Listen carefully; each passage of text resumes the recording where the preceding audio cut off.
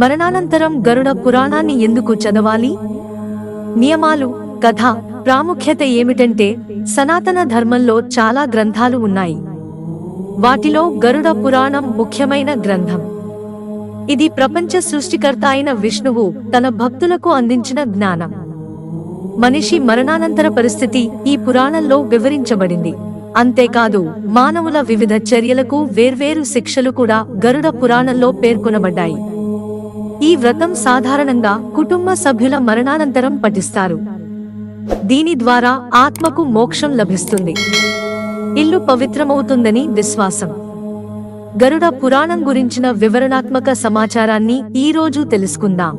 గరుడ పురాణాన్ని ఎప్పుడు, ఎందుకు చదవాలి? పురాణ గ్రంథాల ప్రకారం గరుడ పురాణాన్ని కుటుంబ సభ్యుల మరణం తర్వాత మాత్రమే పారాయణం చేస్తారు. దీంతో మరణించిన వారి ఆత్మకు శాంతి చేకూరి మోక్షం లభిస్తుంది. మరణించిన వారి ఆత్మ 13 రోజుల పాటు ఇంట్లో ఉంటుందని నమ్ముతారు. అందుచేత గరుడ పురాణాన్ని చదవడం వల్ల ఆత్మకు మోక్షం లభిస్తుంది. గరుడ పురాణం చదవడానికి నియమాలు. గరుడ పురాణం ఒక రహస్య గ్రంథం. పఠించే ముందు అనేక విషయాలను గుర్తుంచుకోండి. దీనికి సంబంధించి అనేక అపోహలు ఉన్నాయి. ఈ పుస్తకం ఇంట్లో సభ్యులు మరణానంతరం చదువుతారు కనుక ఈ గ్రంథాన్ని ఇంట్లో పెట్టుకోవడం సరికాదు. ఎవరైనా గరుడ పురాణాన్ని పఠించాలనుకుంటే నిర్మలమైన మనస్సుతో చదవాలి. అంతేకాకుండా శుభ్రమైన ప్రదేశంలో మాత్రమే గరుడ పురాణాన్ని పఠిస్తారు. గరుడ పురాణం ప్రాముఖ్యత. గరుడ పురాణం 18 మహాపురాణాలలో ఒకటి. ఈ పుస్తకంలో మొత్తం 19,000 శ్లోకాలు ఉన్నాయి. వీటిలో 7,000 శ్లోకాలు మానవ జీవితానికి సంబంధించినవి. అందులో నరకం, స్వర్గం, రహస్యం, విధానం, మతం, జ్ఞానం ప్రస్తావన ఉంది.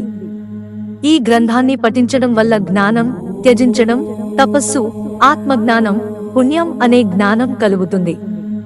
ఎవరైనా మరణించిన తర్వాత ఈ గరుడ పురాణాన్ని పఠించడం ద్వారా వారి ఆత్మకు మోక్షం లభిస్తుందని నమ్మకం.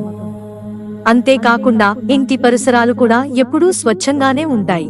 గరుడ పురాణ కథ. గరుడ పురాణంలోని కథనం ప్రకారం ఒక ఋషి శాపం కారణంగా పరీక్షిత్ రాజు నాగలోక రాజు తక్షకుడు కాటు వేశాడు.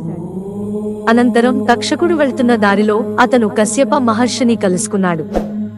తక్షకుడు నాగరాజు నుంచి బ్రాహ్మణుడు రూపంలో వేషం మార్చుకుని కశ్యప మహర్షితో మాట్లాడుతూ ఇలా అసహనంగా ఎక్కడికి వెళ్తున్నారు అని అడిగాడు.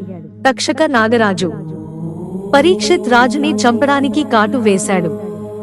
అతని విష ప్రభావాన్ని తొలగించి మళ్లీ పరీక్షిత్ మహారాజుకి ప్రాణం పోస్తానని చెప్పాడు. అది విన్న తక్షకుడు తనను తాను ఆ ఋషికి పరిచయం చేసుకున్నాడు. తన విష ప్రభావం వల్ల ఇప్పటివరకు ఎవరూ బ్రతకలేక లేదని తక్షకుడు చెప్పాడు. అప్పుడు కశ్యపుడు తన మంత్రాల శక్తితో పరీక్షిత్ రాజు శరీరంలోని విష ప్రభావాన్ని తొలగిస్తానని చెప్పాడు. అప్పుడు తక్షకుడు కోపంతో ముందు ఈ పచ్చని చెట్టుని కాటు వేస్తా, మళ్లీ జీవం పోయామని కశ్యప మహర్షిని కోరాడు. తక్షకుడు చెట్టును కాటు వేసినప్పుడు కశ్యపుడు తన మంత్రంతో ఆ చెట్టుకి మళ్లీ జీవం పోశాడు. కొద్దిసేపటికే మాడిపోయిన ఆ చెట్టు నుంచి కొత్త రెమ్మలు చిగురించాయి. కొద్దిసేపటికే చెట్టు మళ్లీ పచ్చగా మారింది. ఋషి కశ్యపు చేసిన ఈ అద్భుతాన్ని చూసి ఆశ్చర్యపోయిన తక్షకుడు రాజుకు ఎందుకు మేలు చేయాలనుకుంటున్నావు అని అడిగితే, అప్పుడు తాను రాజుని బతికిస్తే భారీ మొత్తంలో డబ్బు వస్తుందని ఋషి చెప్పాడు. అప్పుడు తక్షకుడు ఒక పరిష్కారాన్ని కనిపెట్టి కశ్యపుడు ఊహించిన దానికంటే ఎక్కువ డబ్బు ఇచ్చి అతన్ని వెనక్కి పంపాడు. గరుడ పురాణం ప్రకారం గరుడ పురాణం విన్న తర్వాత కశ్యప ఋషికి మంత్రం ప్రభావం, శక్తి పెరిగింది. మిత్రులారా, ఛానల్ సబ్స్క్రైబ్ చేసుకోవడం మర్చిపోకండి. ధన్యవాదాలు.